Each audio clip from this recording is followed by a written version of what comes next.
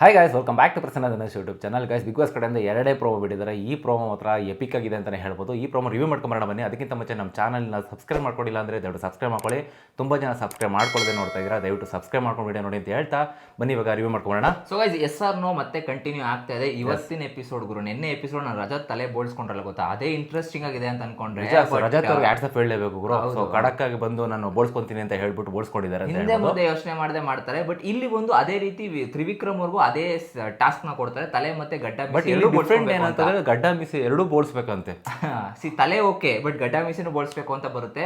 ತ್ರಿವಿಕ್ರಮ್ ಅವ್ರು ಏನ್ ಮಾಡ್ತಾರೆ, ಓಕೆ ಅಂತ ಒಪ್ಕೊಂತಾರೆ, ಅಂದ್ರೆ ಗಡ್ಡ ಬೇಡ ತಲೆ ಬೋಳ್ಸ್ಕೊಂತೀನಿ ಅಂತ ಹೇಳ್ತಾರೆ. ಅದಕ್ಕೆ ಇವ್ರು ಏನ್ ಮಾಡ್ತಾರೆ, ಅದ್ರ ಬದಲಾಗಿ ಇವ್ರಿಗೆ ಐಶ್ವರ್ಯ ಅವ್ರಿಗೆ ಬಬೇಗೌಡವ್ರನ್ನ ನಿಂತ್ಕೊಂಡು ನಿನ್ನೆ ಹೇಗೆ ಶಿಶಿರ್ ಅವ್ರ ಪ್ಲಾನ್ ಗೊತ್ತಾ, ಆ ತರ ಮಾಡಕ್ ಹೋಗ್ತಾರೆ.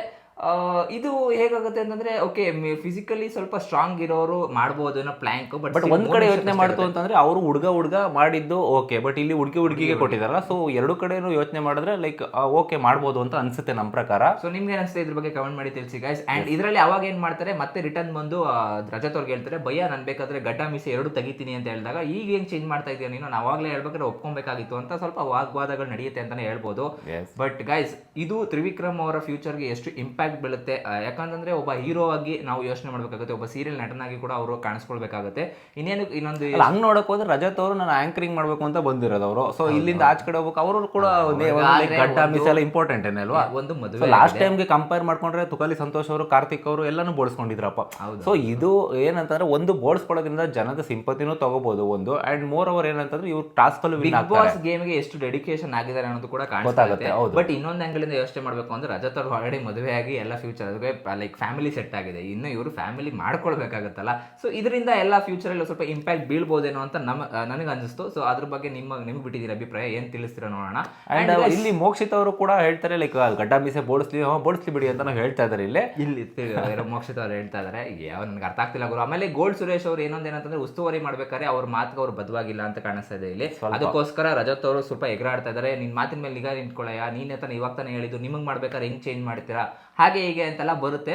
ಇಲ್ಲಿ ತುಂಬಾ ಅಂಶಗಳಿಂದ ನಾವು ಯೋಚನೆ ಮಾಡಬೇಕಾಗುತ್ತೆ, ಒಂದೇ ಆಂಗಲಿಂದ ನಾವು ಯೋಚನೆ ಮಾಡೋಕ್ಕಾಗಲ್ಲ ಯಾರ್ದು ತಪ್ಪು ಯಾರ್ದು ಸರಿ ಅಂತ. ಬಟ್ ಇವತ್ತಿನ ಎಪಿಸೋಡ್ ಮಾತ್ರ ಗೈಸ್ ಎಪಿಕ್ ಆಗಿರುತ್ತೆ ಅಂತ ಹೇಳ್ಬೋದು, ಕಾಯ್ತಾ ಇರಿ.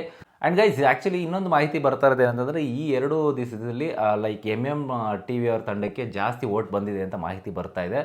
ಲೈಕ್ ಇವತ್ತಿನ ಎಪಿಸೋಡಲ್ಲಿ ಲೈಕ್ ಕಾದು ನೋಡಬೇಕಾಗುತ್ತೆ, ಲೈಕ್ ಅನೌನ್ಸ್ಮೆಂಟ್ ಮಾಡ್ತಾರಾ ಇಲ್ಲ ವೀಕೆಂಡಲ್ಲಿ ಮಾಡ್ತಾರಾ ಅಂತ ಗೊತ್ತಿಲ್ಲ. ಬಟ್ ಟಿ.ವಿ ತಂಡಕ್ಕೆ ಜಾಸ್ತಿ ವೋಟ್ ಬರ್ತದೆ ಅಂತ ಲೈಕ್ ತುಂಬ ಮಾಹಿತಿ ಅನೌನ್ಸ್ ಮಾಡಿದ್ಮೇಲೆ ಅಲ್ವಾ ಕ್ಯಾಪ್ಟನ್ ನೋಟಿಕ್ ಅವರು ಯಾರು ಸೆಲೆಕ್ಟ್ ಆಗ್ತಾರಾಗಲ್ಲ.